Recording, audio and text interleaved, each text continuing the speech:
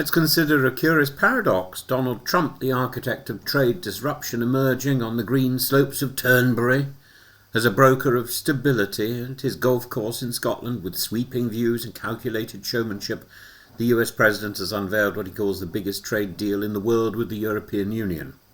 A 15% blanket tariff replaces the threatened 30%, averting for now a spiralling trade war. And the summit setting was not Brussels or Washington, but a carefully staged replica of the Oval Office in a Turnberry ballroom, complete with Trump's sons, an American flag and Scottish winds. It was part photo op, part power play. Ursula von der Leyen arrived knowing full well that this was Trump's turf, literally and symbolically, and the deal itself may lack precision and permanence, but the tone was unmistakable. Theatrical diplomacy with very real economic stakes, and Trump wanted the optics of victory and the EU wanted the avoidance of catastrophe, both what they came for, more or less. What's been agreed, in short, a 15% tariff on all EU goods entering the US, halved from Trump's threatened 30%. Steel and aluminium remain exceptions, with a punishing 50% rate still in place. EU countermeasures, a 93 billion EU retaliation package, suspended, not scrapped.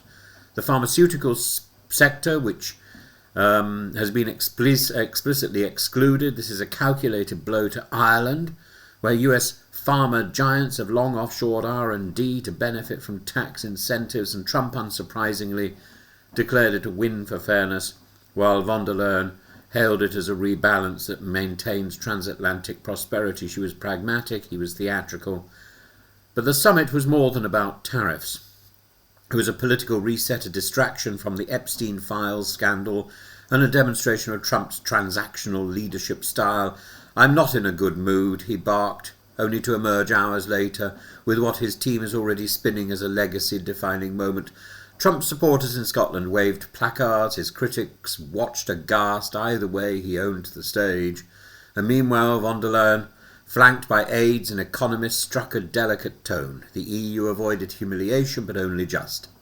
France, Ireland and parts of the European Parliament are furious about the pharma carve-out. Still, with markets stabilising and the euro rallying, the Commission believes this was the least worst outcome. According to Michael Brown of Pepperstone, this is not about 15% versus 20%, it's about eliminating the risk of chaos. Traders are relieved, European equities rose, the euro ticked upwards, but businesses remain wary. This deal, though presented as final, is fragile. Trump thrives on volatility. The EU must prepare for further turbulence. And the ECB has kept interest rates unchanged. Christine Lagarde has said very clearly, trade certainty is essential. This deal provides a window, not a resolution. Interestingly, Trump meets Keir Starmer tomorrow. The UK, having recently restored onshore wind and reasserted its EU relationship, is watching nervously. A US-EU agreement could sideline UK interests, particularly if Trump hardens his America First stance further. Moreover, his public rants against wind farms, visible from the Turnberry 18th hole, foreshadow energy disputes that may spill into transatlantic trade. So, what does this moment mean? It's not détente, it's not free trade, it's the management of mutual coercion through optics, pressure and compromise.